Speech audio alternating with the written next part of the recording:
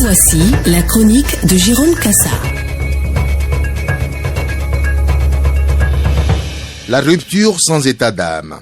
Qui veut sa tête perd la sienne.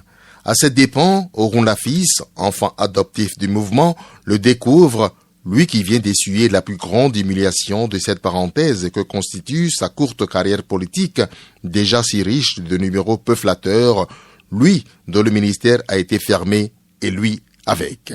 Débarqué à son poste de consolation, pour ne pas s'ennuyer dans un département à commune unique, l'homme se dessine un tableau de chasse où sont inscrits en gras les occupants illégaux des trottoirs de sa cité, les belles de nuit qui en avilissent les abords, les émes réfractaires au port de casque et sans identité de maillot et pour leur engin, et tout dernièrement les seigneurs des Tokpa, désormais contraints de finir leur course folle à Vaudier, pour ceux venant de l'ouest de Cotonou, et à l'abattoir pour leur père au départ de Porto, la capitale, à savoir que les deux sites sont bien distants de l'emblématique centre d'affaires qu'est le marché d'Antokpa.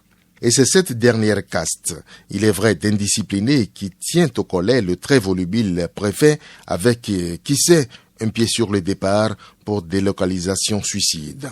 Les Cotonnois ont en effet vu leur préfet enfiler son uniforme, ajuster son képi de commandement, sans gants, avec en bandoulière son unique maire, enjoindre de faire place, pointant deux coins sans après comme pôle d'embarquement de débarquement pour sa ville phare. C'est tout ce que méritent ces inqualifiables transporteurs, si indisciplinés, mais aux offres si pratiques et si bon marché, permettant de rallier le cœur des affaires à bon compte, fût-ce au prix de tant de désagréments et même de dommages directs ou collatéraux sur le trajet, où ces véhicules, les conducteurs à part, jouent les sans fous la mort.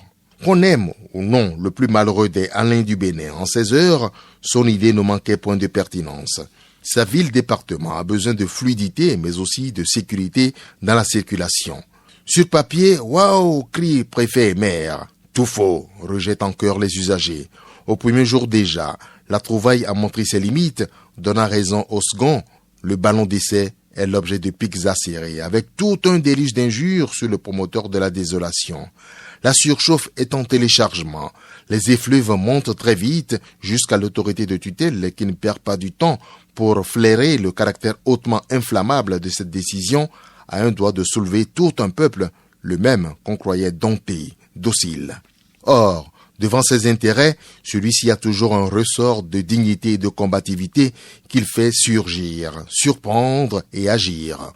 En cette occurrence, s'il y a quelqu'un à surprendre, il vaut mieux que ce soit le porteur de la braise. Il est publiquement enjoint de ravaler ses vomissures, pourtant chaudement vanté jusqu'il y a encore peu, persuadé que son option qui crucifie jusqu'à la moelle les gagne petits était la meilleure. Pressentant, voire redoutant peut-être une détonation imminente, l'exécutif fait in petto l'option du recul. Mais comme rétractation n'est pas rupturienne, l'idée peut avoir surgi de sacrifier le beau parleur en prenant soin de l'imbiber d'humiliation pour mieux sauver qui de droit. Après tout, celle minuscule du seul et petit Alain ne vaut-elle pas mieux que l'immense de tout un gouvernement?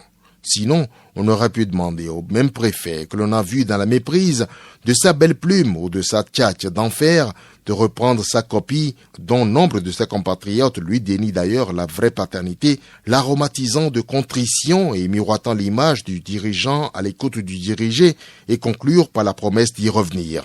Mais non, on a préféré faire goûter à cet Alain, pas comme les autres, les charmes du pouvoir. Celui-ci n'est pas fait que de sonnants et trébuchants millions, et tous les millions du monde ne peuvent absoudre une humiliation. Ça, sûr que du fond de l'abîme où l'a projeté son rêve de faire de sa ville, celle du bonheur de circuler, monsieur le préfet l'a compris, lui qui vient de se faire éconduire via un texte, là, au format franchement tokpa.